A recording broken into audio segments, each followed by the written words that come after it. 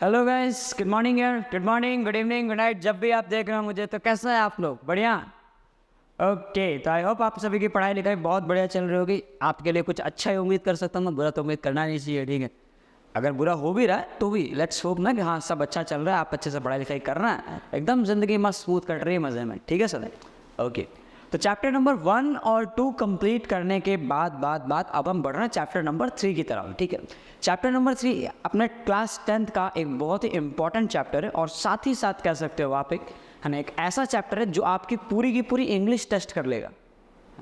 आपकी इंग्लिश बहुत अच्छी होनी चाहिए, बहुत अच्छी मतलब ठीक है ना, एटलीस्ट आप चीज़ों को पढ़ने के बाद समझ पा रहे हो, है ना। अगर आप पढ़ने के बाद समझ नहीं पा रहे तो ये चैप्टर आपको दिक्कत देगा। इतनी अंग्रेजी आपको आनी चाहिए कि आप कोई भी सवाल पढ़ें, है ना, एक आध दो लाइन आप पढ़ें, ठीक है, और आपको उसका मतलब समझ जाए, ठीक। वैसे तो मैं हेल्प करूँगा जितनी है ना, आपको एक एक वर्ड का मीनिंग तो मैं समझाऊंगा ही, बट स्टिल फिर बहुत अगर अंग्रेजी आपकी अच्छी हुई तो आप जल्दी सीखेंगे, है ना सर। समझ आ गई चीज़ें? चलो, तो ये एक ऐसा चैप्टर है जिसके अंदर हर एक वर्ड का मीनिंग होता है और हर एक इंग्लिश वर्ड को हम मैथमेटिकल टर्म में लिखेंगे, ठीक है। जैसे अगर मैं आपको बताऊं तो इस चैप्टर के नाम में भी मीनिंग होता है, नाम से भी अगर हम स्टार्ट करें, ठीक है। आइए जैसे देखते हैं अब हमारे पास चैप्टर का नाम है sir pair of linear equation. तो पहला समझिए पेयर है, पेयर मतलब क्या होता है? जोड़ी, है ना। मेरी अंग्रेजी कोई खास हिंदी कोई खास अच्छी नहीं है ना, मतलब लिखने में थोड़ी बहुत गलतियाँ हो सकती है, तो आप लोग देख रहे ना, वैसे सवाल आएगा तब बात करेंगे अपन, ठीक है। फिलहाल तो इन सब में गए रखा है पेयर ऑफ लीनियर इक्वेशन, ठीक है। अच्छा, पेयर तो समझ गए आप, किसके पेयर होने चाहिए? लीनियर इक्वेशंस के पेयर होने चाहिए। अब लीनियर इक्वेशंस क्या होगा सर? 1 डिग्री, है ना, 1 डिग्री के इक्वेशंस होने चाहिए, समझ गए आप। अच्छा, लीनियर और इक्वेशन मतलब इज इक्वल टू करके समथिंग होना चाहिए, ठीक है। नेक्स्ट, इन 2 वेरिएबल्स, कितने वेरिएबल में पढ़ेंगे हम? 2 वेरिएबल में पढ़ेंगे। तो ये आपको चैप्टर के नाम में इतनी मीनिंग समझ में आ जानी चाहिए। डन? चलो तो स्टार्ट करें। चैप्टर का बहुत अच्छा खासा वेटेज भी है इसका, ठीक है सर। तो ये स्किप करने वाला चैप्टर है नहीं, बोलना आप इसको अफोर्ड नहीं कर सकते ना, बिल्कुल नहीं भूलना चाहिए आपको, ये चैप्टर स्किप बिल्कुल नहीं करना चाहिए, ठीक है। One of the most important chapters of algebra. तो आइए शुरू करते हैं फटाफट से ना, पेन कॉपी एनसीईआरटी लेके बैठे। Let's begin with the very first question of this chapter, ठीक है, जो इंट्रोडक्शन के अंदर ही दे रखा है, ठीक है। वर्ड प्रॉब्लम से अपन स्टार्ट करेंगे A to Z, है ना, स्टेप बाय स्टेप आगे बढ़ते बढ़ते सारे के सारे मेथड आपको सिखा दूंगा, सॉल्यूशन करना भी है ना, क्वेश्चंस को भी। और पहले तो हम इक्वेशंस बनाना सीखेंगे, इक्वेशंस को कैसे फ्रेम करना है, क्वेश्चंस कैसे पढ़ने, कैसे डील करनी है ना, A to Z चीज़ें। तो आइए स्टार्ट करता है सब। देखिए सबसे पहले हमारे पास इंट्रोडक्शन के जस्ट नीचे अगर आप देखें तो एनसीईआरटी के अंदर ये सवाल दे रखा होगा, है ना। अक्षिला नाम की एक लड़की है, वेंट टू अ फेयर, मेले में जाती है, इन हर विलेज, अपने गाँव के एक मेले में जा रही है। She wanted to enjoy the rides on giant wheel, giant wheel पर उसे झूला झूलना है। आपने देखा बड़ा वाला चरखा जो होता है घूमता रहता है, जिसे बैठने से उल्टी आती है। आइए, मुझे आई है ना बैठने से उल्टी आती है, जिंदगी में एक बार बैठा हूँ, सुबह से दोबारा नहीं बैठा है, ठीक है। हाँ, आप लोगों को तो मज़ा आता होगा, देखा पता नहीं कैसे लोग चढ़ जाते हैं। तो ये भाई जाइंट व्हील है, छोड़ो खैर छोड़ो, मज़ा आ रहा है लोगों को, है ना। तो मुद्दे की बात ये है कि उसको भी मज़ा आ रहा है ना, जाइंट व्हील पर उसको भी बैठना है, ठीक है। ये देखा है तो झूले लटक रहा होता है ऐसे ना, लोग इसे बैठ के घूमते रहते हैं। एग्जैक्टली मैं उसी की बात कर रहा हूँ, ऐसे लटके झूले। ये जाइंट व्हील हो गया आपका, ठीक है। अच्छा, जाइंट व्हील ये हो गया। अच्छा, अगला गेम कौन सा है सर? अब शुरू किया तो पूरा बना देते हैं। ये हो गया आपका जाइंट व्हील, ठीक है। अच्छा, आगे क्या बोला? And play hoopla. हुपला क्या होता है? देखो हुपला के बारे में तो किसी को कुछ नहीं पता होगा, मुझे भी नहीं पता था। इसके अंदर ब्रैकेट में देखो दिया हुआ है एनसीईआरटी में, a game in which you throw a ring on the item skipped in a stall.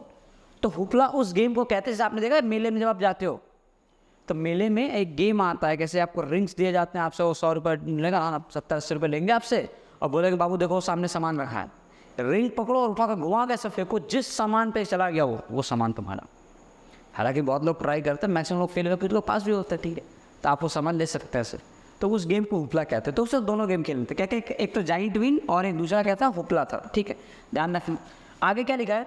The number of time she played hoopla. देखो अभी तक जो चीज़ें चल रही थी ना, अभी तक आपने जिन चीज़ों को पढ़ा था वो सभी चीज़ें जो है, अभी तक आपने जिन भी चीज़ों को पढ़ा था वो सारी की सारी चीज़ें एक तरह से अगर आप देखो तो केवल एक कहानी चल रही है यहाँ तक, बस ये पूरी की पूरी कहानी चल रही है। कैसा समझ में आ रही है चीज़ों के बारे में? ठीक है, देखो इसको मैं थोड़ा हाईलाइट देता हूँ, देखो आपको चीज़ समझ में आ रही होगी।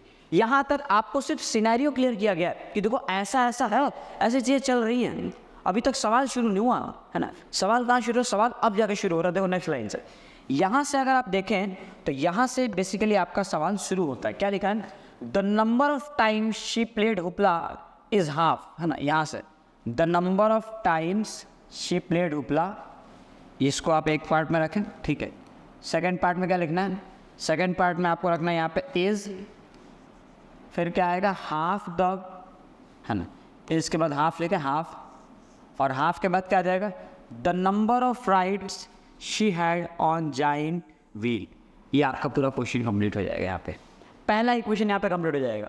The number of time she played hoopla is half the number of rides she had on giant wheel. मैं आपको वर्ड टू वर्ड लिखा सिखा दूंगा, समझ आई बात, ठीक है। आगे क्या लिखा है, इफ ईच राइड कॉस्ट ₹3, एक राइड का कॉस्ट 3 रुपया है, and a game of hoopla cost 4 रुपये है, ठीक है। How would you find out the number of rides she had and how many times she played hupla provided she spent ₹20। तो उन्होंने 20 रुपये खर्च है, ये चीज़ भी आपको दे रखी है। चलो स्टार्ट करें, क्वेश्चन स्टार्ट करें। चलिए आइए शुरू करते हैं। तो जब हम शुरू करेंगे तो पहले चीज़ों को साफ़ कर देंगे, ठीक है।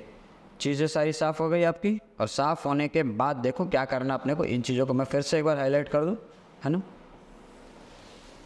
जो आपके लिए काम की थी चीज़ें, ये बस ये हो गया, यहाँ तक ख़त्म, क्लियर है। चलो आइए शुरू करते हैं। देखो सबसे पहले आपको उसको लिखने का एक तरीका होता है, स्टेप बाय स्टेप आप इन्हें लिखेंगे।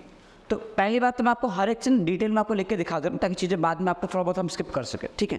तो देखो, तो पहली लाइन हर एक सवाल के अंदर क्या लिखा है, अच्छा नीचे जो लिखा वो भी बार पढ़ लो। Can we find the solution of the pair of equations, हमें इसका क्या सोल्यूशन हम निकाल सकते हैं, बिल्कुल निकाल सकते हैं। अब कैसे निकाल सकते हैं उनके बारे में ज़रा समझते हैं हम, ठीक है।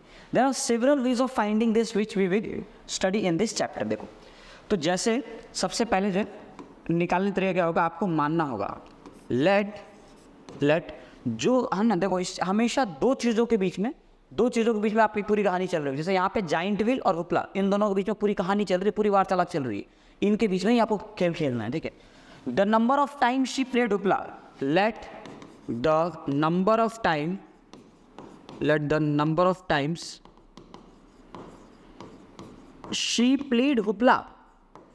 she played hupla being x। हमने मान लिया कि उसने x टाइम्स हुपला खेला था, इस चीज को एज्यूम कर लो, मान लिया ना, ठीक है। And the number of rides she had on giant wheel, अगला क्या है, she wanted to enjoy rides, है ना यहाँ पे the number of rides she had on giant wheel. अब अगला पार्ट इसको ले लेते हैं, and the number of rides she had on giant wheel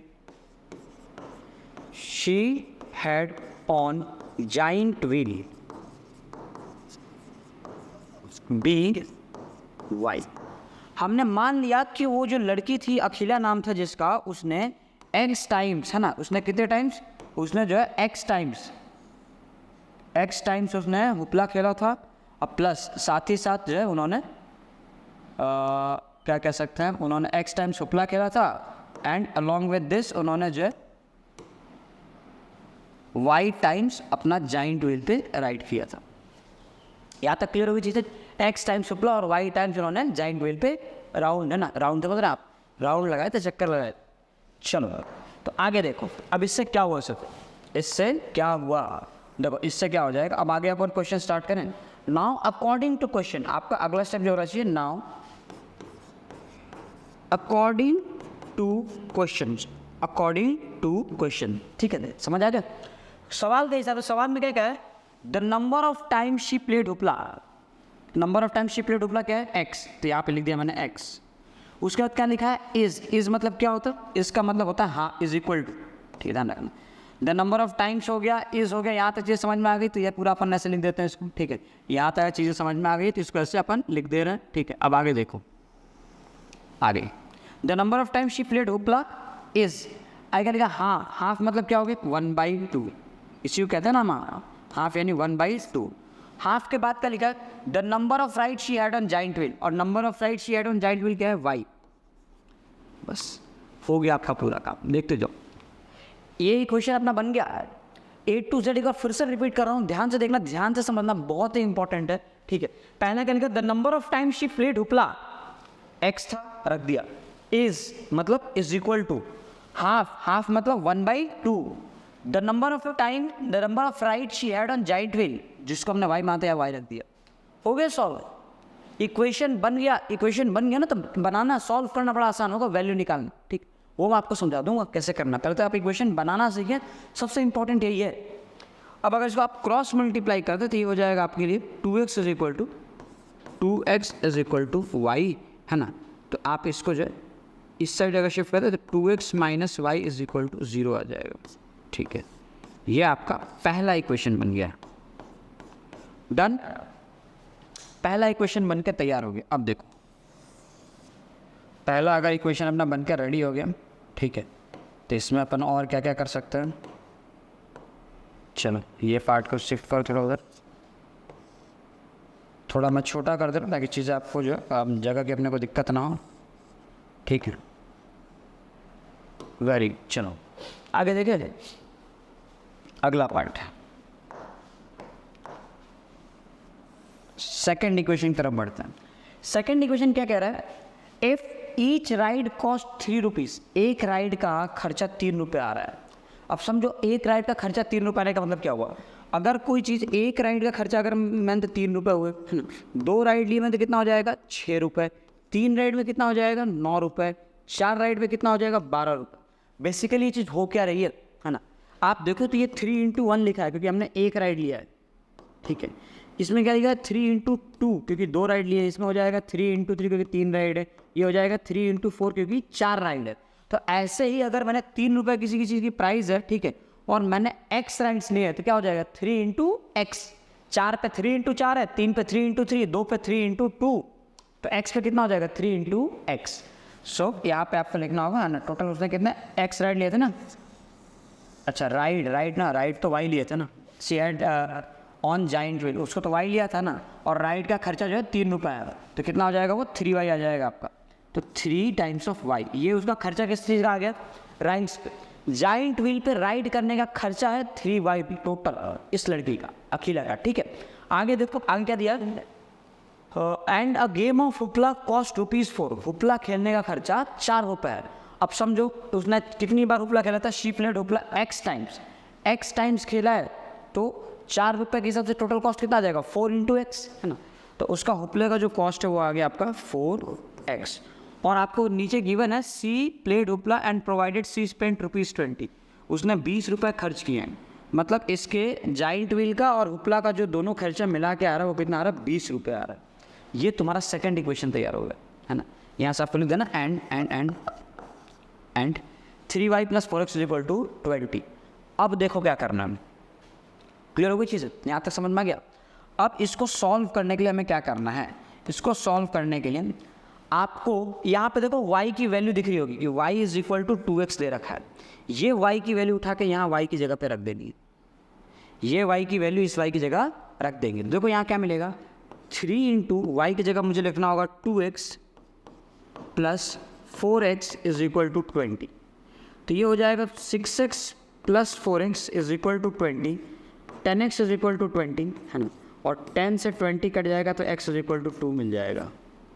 x = 2 मतलब उसने हुपला जो है 2 बार खेला था। अगर x की वैल्यू 2 है तो अब ये वाली जो x है इसकी वैल्यू अगर उठा के, है ना, इस x की वैल्यू अगर आप इसके अंदर रख देंगे, है ना, x की वैल्यू इसके अंदर रख देंगे तो 2 2 कितना आ जाएगा 4, तो यहाँ से आपको मिलेगा y = 4। आपको इक्वेशन मिल, बात समझ में आई कि नहीं आई, है ना। इक्वेशन भी मिल गया, उसका सॉल्यूशन भी हमने निकाल लिया, बहुत अच्छे तरीके से चीज़ समझ में आ जानी चाहिए, क्लियर। चलो आगे बढ़ते हैं। फिर नेक्स्ट क्या हमारे पास ज्योमेट्रिक मेथड। अच्छा, इसका ज्योमेट्रिक मेथड क्या हो सकता था, अगर आप इसे ग्राफ के अकॉर्डिंग सॉल्व करते तो अगर आपको दोनों इक्वेशंस याद हो तो मैं यहाँ पे लिख देता हूँ। हमारे पास एक इक्वेशन था 2x = y था, 2x = y, और एक इक्वेशन था हमारे पास 3x + 4y = 20। अब देखो इन्हें सॉल्व कैसे करते हैं, ग्राफ कैसे बनाएंगे इनका, ठीक है, इनका ग्राफ कैसे बनाएंगे। इन चीज़ों का जब आपको ग्राफ बनाना हो तो सबसे पहले तो आप ऐसा कर लें, है ना। देखो पॉलिनोमियल से आप लोगों को ग्राफ बनाने तो आ गया होगा, है ना। इसको अब मैं ऐसे प्लॉट कर देना है, बॉक्स बनाएंगे और यहाँ पे x और यहाँ पे y लिखेंगे। अब समझो x की जगह अगर मैंने 0 रखा, कितना रखा 0, तो 0 रखने पे मुझे इसकी वैल्यू कितनी आ रही है 0 आ जाएगा। x की जगह अगर आपने 1 रखा तो कितना आ जाएगा 2 आ जाएगा, 2 रखा तो कितना आ जाएगा 4 आ जाएगा, डबल हो रहा है ना। अच्छा -1 रखा तो कितना आ जाएगा -2 आ जाएगा, -2 रखेंगे तो कितना आ जाएगा -4 आ जाएगा। ठीक है, ये चीज़ समझ में आ गई अपने को। अब नेक्स्ट ऐसा ही कुछ मिलता जुलता नीचे वाले इक्वेशन में भी हमें रख देना है। ठीक है, हाँ इसमें तो अपन थोड़े कम ही रखने वाले हैं। ठीक है, x पे y की वैल्यू निकालनी है।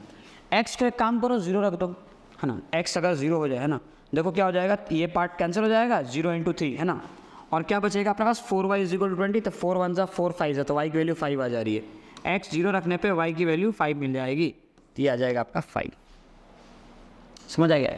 अगली बार में x को 4 रख दो, तो देखो 4 3 का कितना हो जाएगा 12, और 12 के इधर माइनस हो जाएगा, 20 - 12 कितना हो जाएगा 8, तो 4y = 8 होता। 4 1 = 4 2 y की वैल्यू 2 आ जाएगी। y की वैल्यू कितनी आ रही है 2 आ जाएगी यहाँ पे। ठीक है, तो कब आया 2, जब हमने एक जगह क्या रखा 4, तो x का 4 रख दो तो ये आ जाएगा आपका 2। ये दो वैल्यू मिल गई आपकी। एक काम करो, आपने ये चीज़ मैंने आपको पहले ही पढ़ा दिया था। ठीक है, लीनियर इक्वेशन जब भी आप सॉल्व करेंगे, ठीक है, लीनियर पॉलिनोमियल का ग्राफ बनाने की मेरी बात मैंने बताई थी कि स्ट्रेट लाइन के लिए, है ना, लीनियर का ग्राफ हमेशा स्ट्रेट लाइन बनेगा, और स्ट्रेट लाइन बनाने के लिए सिर्फ 2 पॉइंट काफ़ी है। तो हमारे पास 2 पॉइंट मिल गए, ये हमारे लिए इतना बहुत काफ़ी है। ठीक है, चलिए अब जरा आगे इन चीज़ों को ग्राफ पे प्लॉट करते हैं। ग्राफ पे प्लॉट करने के लिए हमें जो 2 लाइन्स लेनी होंगी। हमने एक लाइन ऐसे लेनी, क्लियर है, ओके, और दूसरी लाइन सेम टू सेम, है ना। आप एक लाइन ऐसे ले लीजिए, डन। चलो चीज़ें जो समझ में आ गई होगी आपको मेरे हिसाब से, तो इनको ऐसा कर देते हैं। ये भाई साहब को भी इनमें वाइट कलर में, ठीक है, चलिए क्लियर हो गई चीज़ें। आगे बढ़, नहीं हुई ना चीज़ें, वो नहीं है, वो स्लोली जो है आप सीख जाएंगे, मतलब मैं सीख जाऊँगा, है ना, आप तो सीखे हुए ही।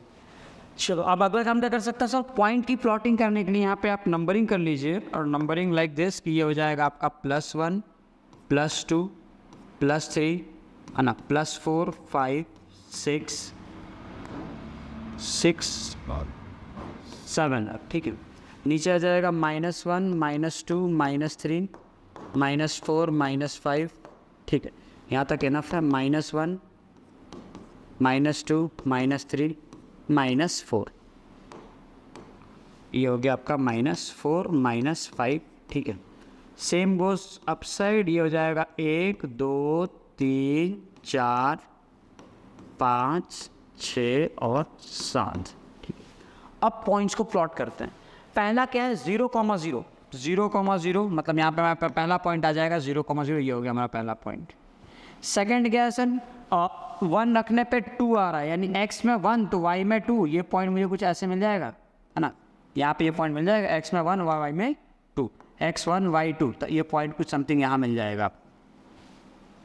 नेक्स्ट क्या है, x में 2 रखो y में 4 मिलेगा, x में 2 रखा हमने तो y में 4 मिल जाएगा, ये पॉइंट समथिंग यहाँ मिल जाएगा। क्लियर। अच्छा अगला क्या है, -1 रखोगे -2 मिलेगा, -1 रखने पे -2, यानी ये पॉइंट मुझे यहाँ मिल रहा है समथिंग। -2 रखो तो -4 मिलेगा, मतलब ये पॉइंट्स आपका यहाँ पे मिल जाएगा। क्लियर हो गई। अब जब आप इन सभी पॉइंट्स को जॉइंट करोगे, जब आप इन सभी पॉइंट्स को जॉइंट करेंगे तो ये आपको कुछ ऐसे मिलेगा। समझ आ गई चीज़ें, ये जो है आपको कुछ इस तरह से मिलेगा। इसको हमने कर दिया इस लाइन में, समझ आ रहा है। ये पहले इक्वेशन का लाइन बन गया ना, 2x = y बन गया। अब आगे दूसरा इक्वेशन देखना है, x को 0 रखा हमने, जब x को 0 रखोगे तो अगेन आपका 0 आएगा, ये वाला पॉइंट आपका आंसर आ जाएगा, ये पॉइंट कैसे हाईलाइट कर लो। फिर x को 4 रखो तो y 2 आ रहा है, x को 4 रखा तो y कितना आ रहा है 2 आ रहा है, मतलब ये वाला पॉइंट जो है समथिंग यहाँ पे x को 4 रखने पर y 2 मिल गया। अब इनको भी मुझे ज्वाइंट करना है, इनको भी ज्वाइंट कर देते हैं। कैसे इनको ज्वाइंट करेंगे, x को 4 y को 2, ठीक है। अच्छा 0 रखने पे 5 आया था ना, तो ये 0,0 नहीं होगा ना, ये 0,0 नहीं होगा। 0 रखने पे 5 आया था, x को 0 रखा तो y कितना आ गया था 5, मतलब ये पॉइंट होगा आपका पहला पॉइंट है ना इस वाले इक्वेशन का। और 4 रखने पे 2 आ गया, x को रखा 4 तो y में आ गया यहाँ पे मुझे 2 मिल गया। क्लियर? अब अगेन क्या करना है सर, इन दोनों ही पॉइंट्स को आपको कर देना है ज्वाइंट।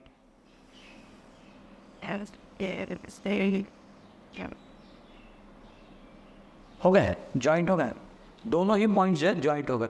अब देखो अगर आप इस किस पॉइंट पे दोनों एक दूसरे को इंटरसेक्ट कर रहे हैं तो ये आपको एक पॉइंट मिल रहा है, ठीक है, एक पॉइंट मिलेगा। ये पॉइंट जो है कुछ समथिंग ये रहा आपका वो पॉइंट है ना, ये वो पॉइंट है जो कि करीब है ना। देखो आपको चीज़ें दिख जाएंगी अप्रॉक्सीमेटली। ये अगर एग्जैक्ट अगर आप ग्राफ पर प्लॉट करेंगे है ना, तो ये चीज़ जो है 4 पे कट करेंगे, ये 4 होगा आपका, और देखो ये आपको 2 मिल जाएगा है ना। x की वैल्यू आपकी 2 आई थी, पीछे वाले लास्ट वाले क्वेश्चन देखो x2 आया था और y की वैल्यू 4 आई थी। मैं दिखा दे रहा हूँ, x2 आ गया था और y जो है 4 आ गया था। ये होता है आपका ग्राफिकल मेथड।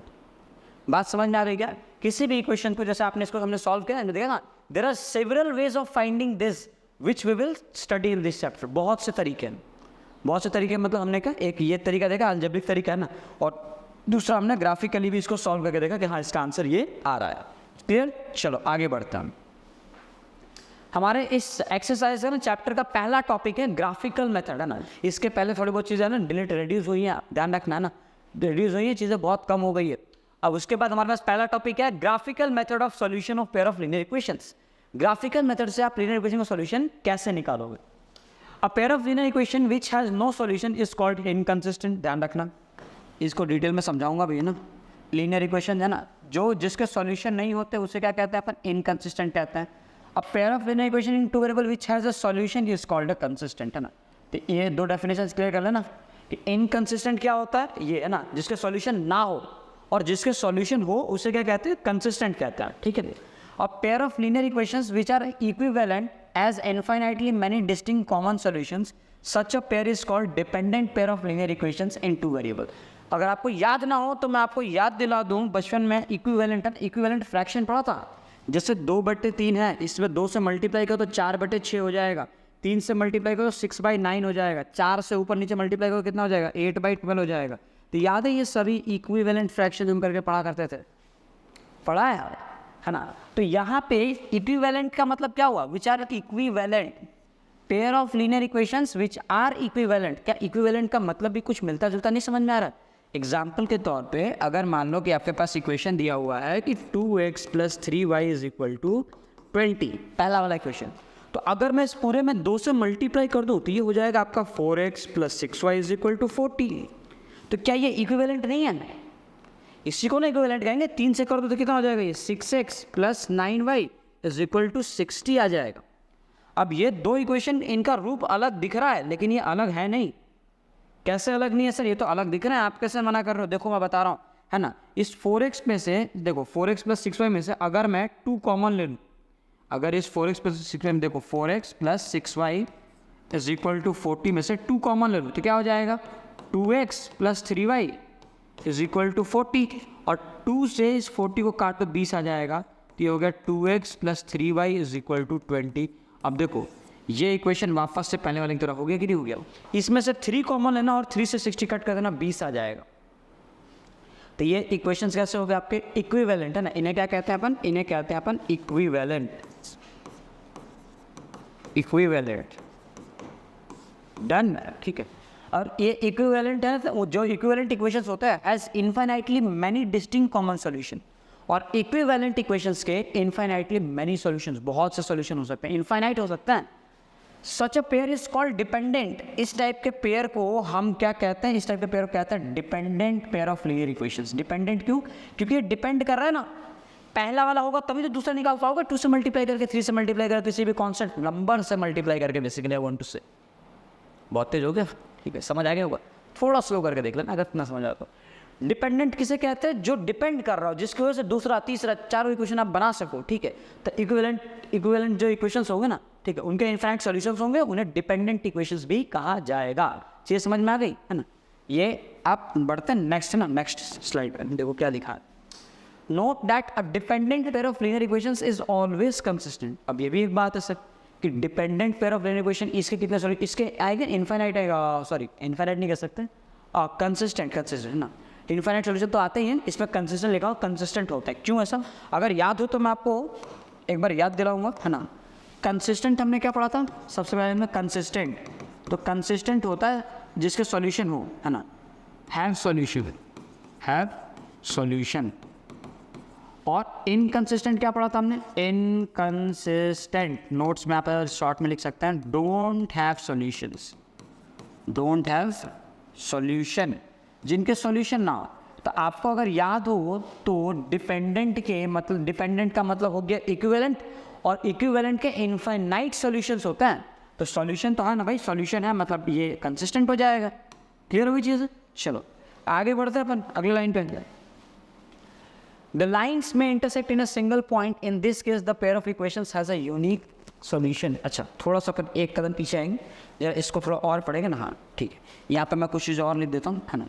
सबसे पहले पॉसिबिलिटीज़, है ना, कितने अलग अलग तरीके से जब आप देखो, अब आप ग्राफ बनाओगे ना, लीनियर इक्वेशन बनेंगे, दो बनेंगे, दो इक्वेशन के दो ग्राफ बनेंगे, है ना, दो लाइंस बनेगी। अब दो लाइंस को जब आप एक पेपर पे, एक प्लेन पे रखोगे तो कितने अलग अलग पॉसिबिलिटीज़ बन सकती है, ठीक है। तो देखो पहला केस आपका हो सकता है केस 1, ठीक है। जब आप बनाओ तो ये पॉसिबल है कि जो दोनों लाइंस बने, है ना, जो दोनों लाइंस बने वो दोनों लाइंस किसी एक पॉइंट पे भिड़े, किसी एक पॉइंट पे दोनों के दोनों लाइंस भिड़े, है ना। जैसे लेट्स से कि हमने जब ग्राफ बनाया तो ये एक पॉइंट है ना, एक पॉइंट, इस पॉइंट पे दोनों के दोनों पॉइंट क्या हो रहा है, भिड़ रहे हैं, मिल रहे हैं ना। चलो दूसरी पॉसिबिलिटी देखते हैं, पॉसिबिलिटी नंबर 2, केस 2। केस 2 ये भी पॉसिबल है कि जब आप ग्राफ बनाएं तो आपके जो दोनों पॉइंट हो वो दोनों के दोनों पॉइंट जो है ना मिले, है ना, किसी भी पॉइंट पे वो नहीं मिलेंगे। तो वो लाइन जो है कुछ इस प्रकार से पैरेलली, है ना, पैरेलल लाइंस बन जाएंगे। कभी एक दूसरे को आप कितना भी ट्राई कर लो, पैरेलल लाइंस कभी नहीं मिलते एक्चुअली ना, parallel lines never meet each other, है ना। या फिर ऐसे ये भी कहा जाता है ना, parallel lines never meet each other, ये बात हम समझते हैं। बट एक्चुअली में क्या होता है, इसमें थियरी क्या होता है, parallel lines actually meet, but कहाँ पे, एट इन्फिनिटी। अब इन्फिनिटी किसने देखा है, समझ आ रही है, पैरेलल लाइंस इन्फिनिटी पे जाके मिलती हैं, ये थियरी है। इसलिए इन्फिनिटी पे जाके मिलते हैं इसका मतलब कभी नहीं मिलती, है ना, वो सिर्फ बनाने की बात है। Parallel lines meet at infinity, है ना। तो इन्फिनिटी तक कौन जाएगा ना, हमें तो फिलहाल ये दिख रहा है कि भाई इसका सॉल्यूशन नहीं है। क्लियर? चलो नेक्स्ट देखते हैं अपन केस 3। केस 3 थर्ड केस क्या होता है सर, थर्ड केस के अंदर होता है कि जब भी आप ये बनाएं तो एक पॉसिबिलिटी ये भी है सर कि आपका जो पहला वाला लाइन बनेगा वो पहले वाला लाइन कुछ ऐसे बन रहा है, जो दूसरी लाइन आएगी, है ना, जो दूसरी लाइन आएगी इसका क्लोन कर सकते हैं क्या हम, बिल्कुल कर तो सकते हैं, बट ये चीज़ें हो नहीं रही हैं शायद, या फिर ये होना नहीं चाहती, बिल्कुल नहीं होना चाहती है। ठीक है, एक काम करते हैं, एक लाइन और बना देते हैं, है ना, एक ग्रीन वाली लाइन जो है इसको हम एक ऐसी लाइन फटाफट से और बना दो, ठीक, और ठीक है, कुछ ज़्यादा बड़ी हो गई ये लाइन, बन गई। फिर बाद में इस लाइन को या फिर बैक करके एक स्ट्रेट लाइन ले लेते हैं अपन, है ना। ये लाइन को अगर ध्यान से आप देखें तो इनको मैं एक दूसरे को ऊपर रख रहा हूँ, ये दो आपको अलग अलग लाइन्स दिखनी चाहिए, ठीक है, दो अलग अलग लाइन्स दिखनी चाहिए।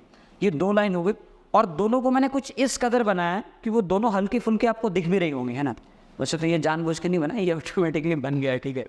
दोनों लाइन एक दूसरे के ऊपर दिख रही है, मतलब इन शॉर्ट ये ओवरलैप, जो आपको हल्का फुल्का दिख रहा है ना कि ये थोड़ा अलग है, अलग नहीं, एग्जैक्ट ऊपर, ये दो लाइन आपको एक लाइन नजर आनी चाहिए, है ना।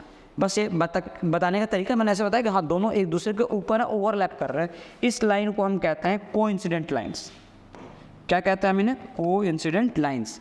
इन्हें लिख देते हैं यहाँ पे कोइंसिडेंट लाइंस।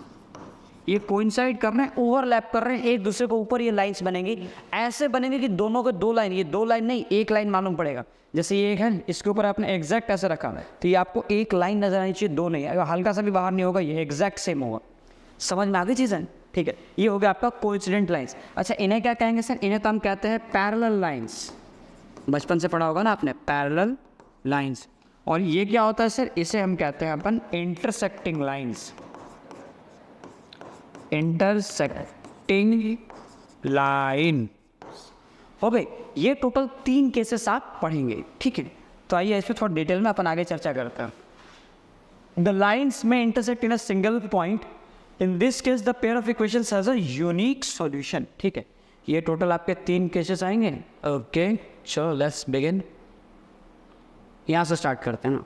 सिंगल पॉइंट, तो ये जैसे मैंने आपको बता रखा था है ना, ये चीज़ें जो है कुछ इस प्रकार से होंगी। ठीक है, और यूनिक इंटरसेक्टिंग लाइन्स बन रही है ना, मतलब आपका ग्राफ जो है कुछ ऐसा बनेगा और इस पर जो 2 लाइन्स आपकी बनने वाली है और दोनों लाइन्स जो है एक दूसरे को किसी ना किसी पॉइंट पे कट कर रही होंगी।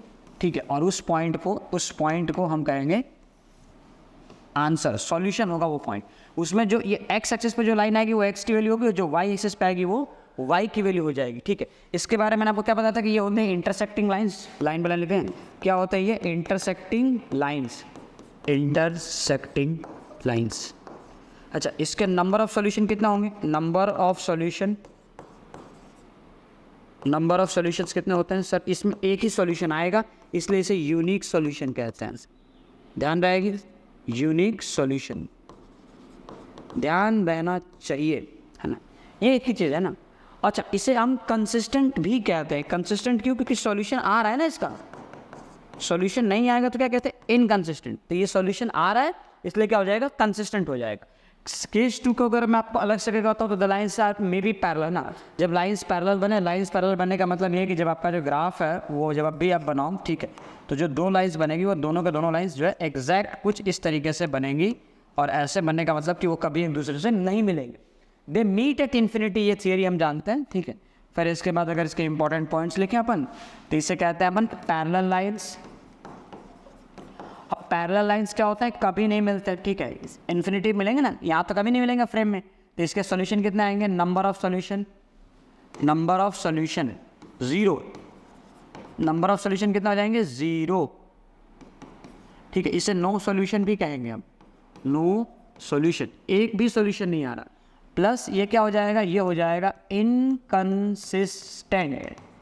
क्यों? क्योंकि इसके कोई सॉल्यूशन नहीं है, इनकंसिस्टेंट। ठीक है, नेक्स्ट स्लाइड में देखें आप क्या दिया हुआ है, द लाइन्स में भी कोइंसिडेंट, है ना। कोइंसिडेंट लाइन्स बनाना सबसे ज़्यादा भारी पड़ने वाला है मुझे फिलहाल, है ना, क्योंकि थोड़ी बहुत प्रैक्टिस की, थोड़ी बहुत नहीं एक्चुअली आप कह सकते हैं बहुत ज़्यादा प्रैक्टिस की भी ज़रूरत पड़ेगी।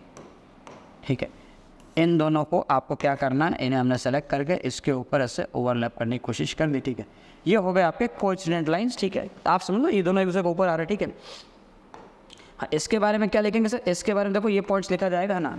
इसे कहते हैं अपन कोइंसाइडिंग लाइन से, तो पता चल गया आपको, है ना। तो इसके कितने सॉल्यूशन आएंगे? Infinitely many solutions, infinitely many solution, मतलब इसके इनफाइनाइट सॉल्यूशंस आएंगे। ठीक है, प्लस ये कंसिस्टेंट में इसकी गिनती होती है, कंसिस्टेंट। इसे जो है डिपेंडेंट भी कहा जाता है, डिपेंडेंट। डन, यहाँ तक ये समझ में आ गया आपको? तो ये इतने टोटल हमारे पास 3 केसेस थे। अब जरा आगे बढ़ते हैं कदम। ओके, तो ये क्या दिया हुआ है सर? ये हमें दिया हुआ है जनरल फॉर्म। ठीक है, let's now write down and compare the values of a1 by a2, b1 by b2 and c1 by c2 in all 3 examples. Here a1, b1, c1 and a2, b2, c2 are denote the coefficient of equations given in general form. और general form क्या है sir? देखो general form बता देता हूँ, है ना। Linear equation है, मतलब उसमें पावर जो है 1 डिग्री होना चाहिए, वो, है ना, 1 डिग्री होना चाहिए। तो b1 plus c1 is equal to 0, ये हो गया आपका लीनियर पहला इक्वेशन। और a2x plus b2y plus c2 is equal to 0। 2 equation बने, x और y दोनों में 2 वेरिएबल और 1 डिग्री, क्योंकि लीनियर है ना ये 1 डिग्री, तो 2 इक्वेशन बन गए आपके।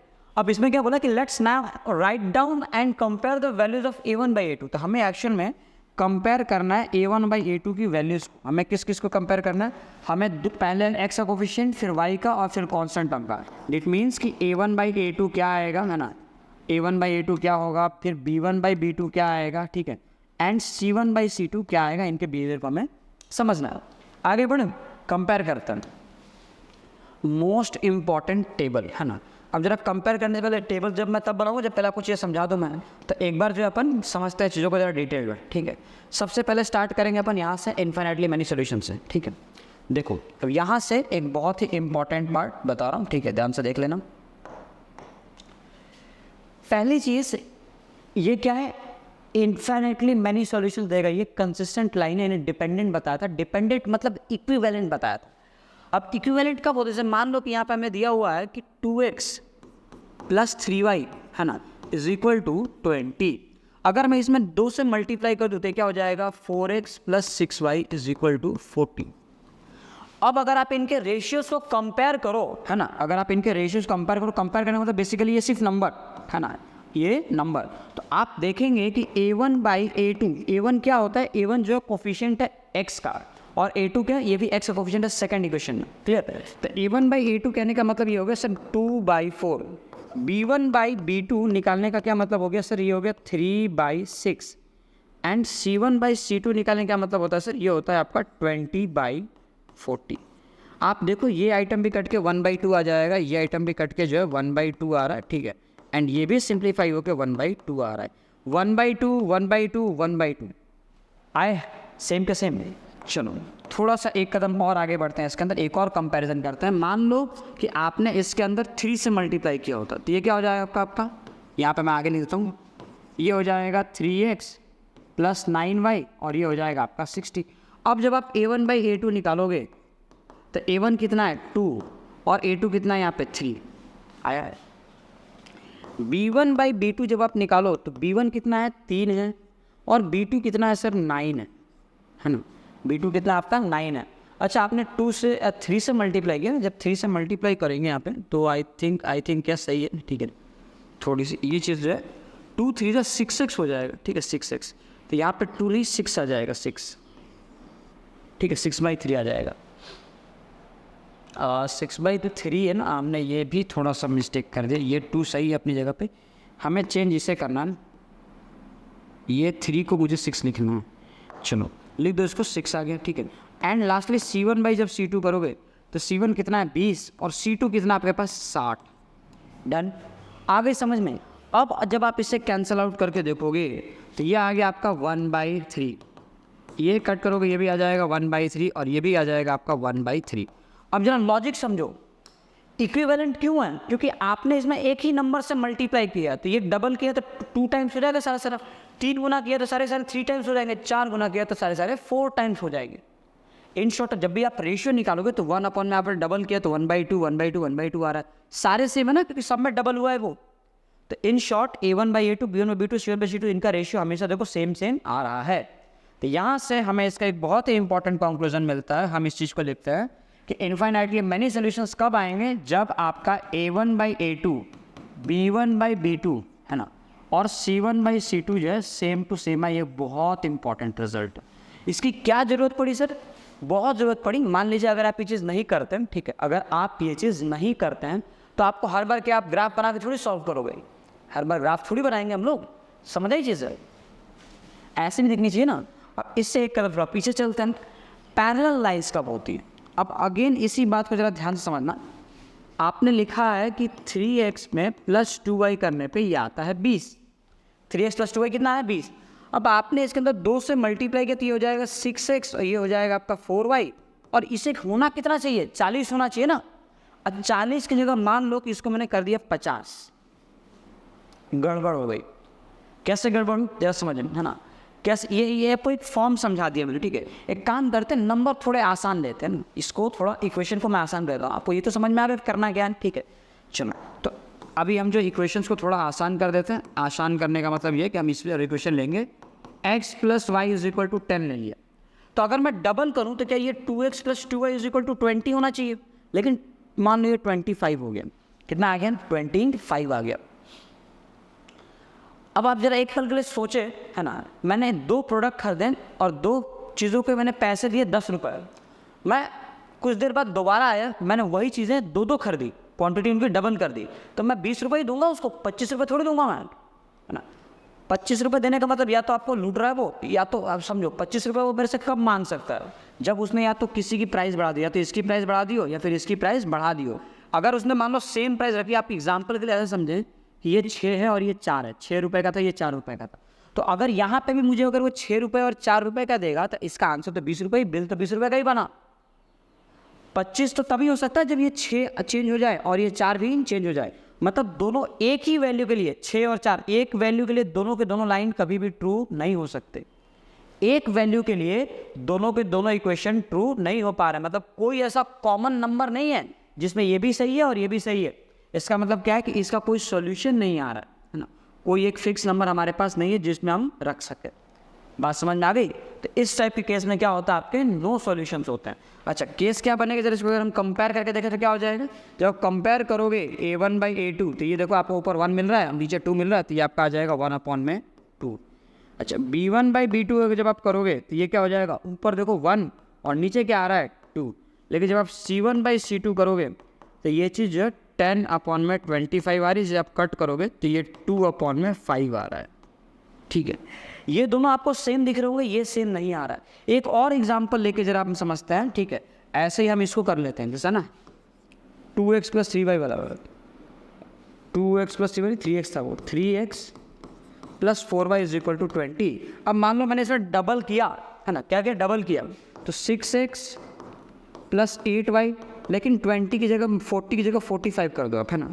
और आप जरा कंपेयर करके देखो रेशियोज, जब आप इनके रेशियोज कंपेयर करोगे है ना, तो यू विल गेट कि a1/a2 जो है वो 3/6 आ रहा है, इसे सिंप्लीफाई होकर 1/2 लिखूंगा मैं।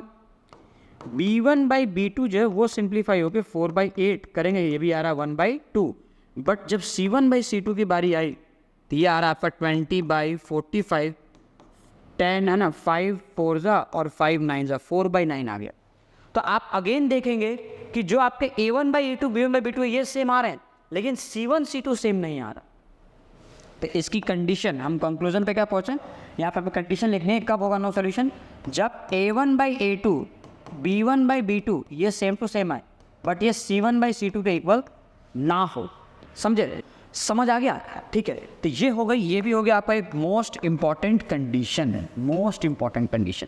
एक कदम और पीछे चलता है, आप इसे समझते हैं। फिर से आप वही एग्जांपल लीजिए कि x + y 10 था भाई, मान लो मैंने x प्लस ना डबल करते हैं अपन, है ना, आपने क्या लिखा 2x + 3y लिखा। अच्छा, अगर मैं डबल करता, दो दो दो लेते तो यहाँ पे 20 आना चाहिए था, है ना, लेकिन मैंने डबल तो किया। इस चीज़ को अगर मैं तोड़ूँ, जैसे यहाँ पे मान लो 25 लिखा है, तो अगर मैं इसे 2x + 2y + y लिख दूँ, देखो इसी 3y को मैंने दो पार्ट में तोड़ दिया, तो 2y + y लिख दिया, है ना। और अब जरा अगर ध्यान से आप देखें, इसका आंसर = 25 है। अगर ये चीज़ बदलाव आ रहा है, डबल से मैंने एक ज़्यादा लिया तो इसका पैसा भी डबल से ज़्यादा आएगा। एक एक लिया तो 10 रुपये दिया, दो दो लूँगा तो 20 रुपये दूंगा, लेकिन एक ज़्यादा लिया है मैंने तो इसका प्राइस भी 20 से तो बढ़ जाएगा। तो ये कब हो सकता है, जैसे मान लो कि आपने इन चीज़ों को कंपेयर करो, ठीक है, आपने सेम अमाउंट लिए तो डबल होना चाहिए था, 3 लिए तो 3 गुना होना चाहिए था। लेकिन मान लो कि आपने 3 में से एक को 3 लिया, एक को 4 ले लिया आपने ना, आगे पीछे किया आपने, तो आपका बिल भी तो आगे पीछे आएगा। या फिर अगर ये बात आपको ना समझ में आ रही है, समझ आ गई तो बहुत अच्छी बात है, ना समझ में तो आप इस चीज़ को ज़रा देखें, है ना समझ आ रही तो आप ये समझें कि ऐसे केसेस में, है ना, ये तब हो पाएगा जब इसके अंदर इंपॉर्टेंट कंडीशन क्या आएंगे अपनी, कि a1/a2 अगर b1/b2 के इक्वल नहीं आ रहा है तो ये होगा आपको इंटरसेक्टिंग लाइन्स देगा। ये कंडीशन आपको मिलेगी, इंटरसेक्टिंग लाइन्स कब, जब a1/a2 b1/b2 के इक्वल ना आए, a1/a2 not equal to b1/b2 होना चाहिए। ठीक है, तो इस चीज़ को क्या कहते हैं सर, इस चीज़ को हम कहते हैं इंटरसेक्टिंग, है ना, इंटरसेक्टिंग लाइंस होते हैं। ठीक है, फिर यहाँ पे दिखा था मैंने ना, नंबर ऑफ सोल्यूशन एक है, कभी एक ही पॉइंट पे कट कर रहे हैं ना, यूनिक सोल्यूशन कहते हैं, और ये हो जाएगा आपको कंसिस्टेंट, और ये हो गई आपकी सबसे इंपॉर्टेंट कंडीशन यूनिक सोल्यूशन आने की। क्लियरली पूरी बात समझ में आ गई? क्लियर? चलो, तो अब हम जो है फाइनली अपना टेबल जो बना सकते हैं। ठीक है, तो हमारा टेबल कहाँ बनेगा, हमारा टेबल बनेगा यहाँ पे, मोस्ट इंपॉर्टेंट टेबल। तो टेबल बनाने के लिए हमें कुछ लाइंस की ज़रूरत पड़ेगी। ठीक है, यहाँ बना लेते,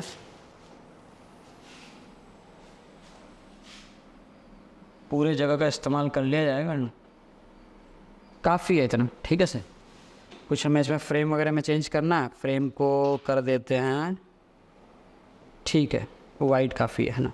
अब इसके अंदर कुछ लाइनिंग्स हमें ऐड करनी है, तो लेट्स से कि हमने कुछ लाइनिंग्स ऐड कर दी, ये पहली लाइन, ठीक है, ये क्लोन तो होने से रहा क्योंकि ये मैंने बहुत बार करके देख लिया, कुछ गड़बड़ी है इन चीज़ों में, और ये हो गई आपकी दूसरी लाइन। ठीक है सर, समझ आ गई चीज़ें?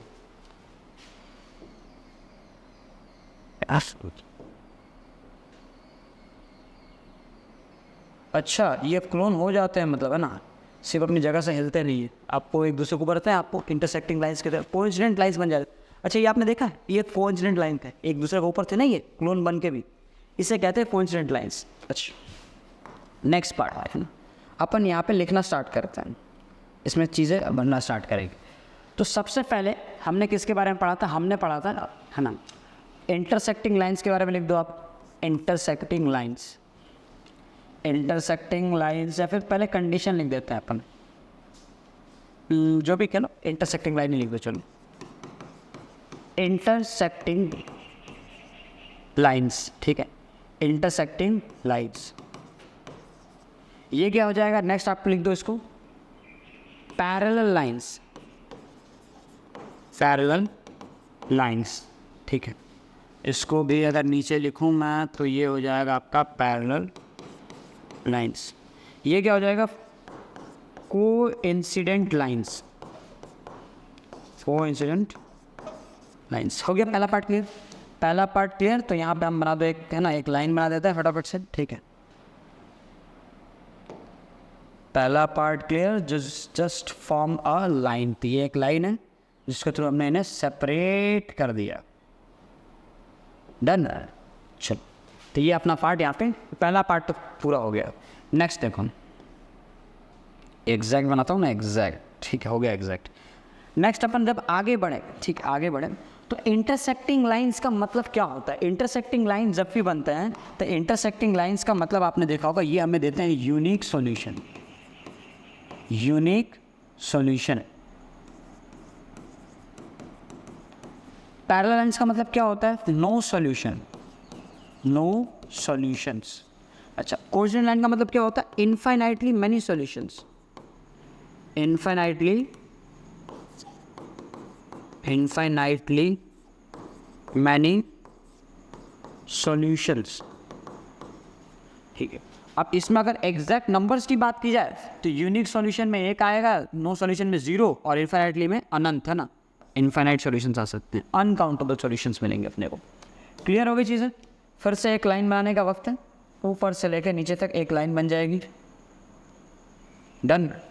इस चीज़ को थोड़ा सा हमें ऐसे शिफ्ट कर देने की ज़रूरत है। हो गई चीज़ें। चलो अगले पार्ट पर अपन बढ़ते हैं, यूनिक सॉल्यूशन। अगर आपको कंडीशंस याद हो तो मैंने कंडीशंस जो लिखवाई हैं वो कंडीशंस क्या आपने, हमारा पहला कंडीशन था, है ना, A1/A2 is not equal to B1/B2। No solution क्या था कि A1/A2 जो है वो इक्वल आएगा B1/B2 के, एंड ये नॉट इक्वल आएगा C1/C2 के। एंड इनफाइनाइटली मैनी सॉल्यूशन मतलब क्या था हमारे पास, ये था A1/A2 is equal to B1/B2 is equal to C1/C2। ये हमारा parallel infinitely many solution condition थी। अब एक लाइन हमें और चाहिए होगी जिससे हम यहाँ पे फॉर्म करेंगे, ठीक है। ये चीज़ कुछ ऐसे यहाँ पे रख दी हमने, ठीक है।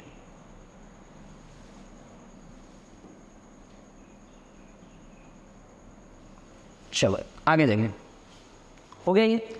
नेक्स्ट लाइन अपन देखते हैं यहाँ पे, अगली लाइन किस चीज़ की आएगी सर, अगले लाइन में आएगा, है ना, इस चीज़ को अगर आपको याद हो, है ना, तो इसे हम कहते हैं कंसिस्टेंट। कंसिस्टेंट ये क्या होता है, ये होता है आपका इनकंसिस्टेंट, इनकंसिस्टेंट, और ये अगेन हो जाएगा आपका कंसिस्टेंट। ध्यान रख लो। अगर एक और चीज़ इसमें ध्यान रखने वाली है, एक और चीज़ ध्यान रखने वाली कौन सी बात है इसमें, ठीक है, ध्यान रखने के लिए इम्पॉर्टेंट ये है कि आप याद रखें कि इसे हम डिपेंडेंट भी कहते हैं, डिपेंडेंट इक्वेशंस। क्लियर हो गई चीज़ें। तो ये पूरा का पूरा टेबल बहुत बहुत बहुत इंपॉर्टेंट है ना, पूरी चीज़ें आपको ध्यान में होनी चाहिए। इंटरसेक्टिंग लाइन कब होगी, जब यूनिक सॉल्यूशन देगा। पैरेलल लाइन मतलब नो सॉल्यूशन, कोइंसिडेंट लाइन मतलब इनफाइनाइट सॉल्यूशंस, ठीक है। ये इनकी कंडीशंस कैसे याद करना, ध्यान रखो। पहले वाले इनफाइनाइटली आपको ये पहला रखना है, ये सेकंड रखना है, ये थर्ड रखना है। देखो पहले वाले लाइन में कोई रोक टोक नहीं है, इसके बाद वाले पे पहले लाइन पे ही रोक टोक आ जाएगी, इसके बाद वाले में अगले पे यहाँ रोक टोक आएगी। रोक टोक तो क्रॉस आ रहा है ना, इसमें एकदम स्मूथली आप क्रॉस कर जाओगे। यहाँ पे पहले में ही देखो आपको क्रॉस आ गया, ठीक है, और यहाँ पे सेकंड कंडीशन में आपके लिए क्रॉस आ जाएगी। क्या यहाँ पे सर C1/C2 नहीं, C1/C2 इंपॉर्टेंट नहीं है। यहाँ पे आपको सिर्फ ये चेक करना है, C1/C2 से कोई मतलब नहीं रखना है। बात समझ में आ गई। और कंसिस्टेंट, अगर आंसर आ रहा है तो कंसिस्टेंट है, आंसर नहीं आ रहा है तो वो इनकंसिस्टेंट है। ठीक है, ये बात ध्यान रखना। और ये डिपेंडेंट पेयर ऑफ इक्वेशंस कब होंगे? जब इन्फिनिटी मैनी सॉल्यूशंस हो। समझ आ गई चीज़ें? चलो, तो आज के लेक्चर में हम सिर्फ इतना ही कंप्लीट करने वाले हैं। ठीक है, क्योंकि एक दिन में बहुत ज़्यादा पढ़ाई तो बिल्कुल नहीं करनी चाहिए। ठीक है, आपको एक दिन में आप मिनिमम 2-3 लेक्चर देख लो, बहुत ज़्यादा कहाँ पढ़ रहे हो, थोड़ा बहुत तो है। क्लियर सब? चलो, तो इन चीज़ों के बाद कंप्लीट कर लेना, रिवाइज कर लेना, नोट्स बना लेना। नोट बनाने का भी इच्छा हो, नहीं बनाना तो है कन्फर्म, है ना। फिर भी अगर मान लो अपने लेक्चर मिस कर दिया हो आपने, ना, या फिर आपने टॉपिक्स वगैरह पढ़ रखे हो पहले से, आपको बस रिवीजन करना है, तो आप नोट्स वगैरह डाउनलोड करके इस नोट्स को अपना मेंटेन करना रूप में। Clear sir? चलिए फिर मिलते हैं अपन नेक्स्ट लेक्चर में। लेक्चर नंबर 2 होगा हमारा, जिसके अंदर हम इसके आगे की चीज़ें सॉल्व करेंगे, एग्जाम्पल्स देखेंगे। ठीक है, और 3.1 वगैरह अपन सॉल्यूशन वगैरह स्टार्ट करेंगे। चलिए फिर ना, बाय।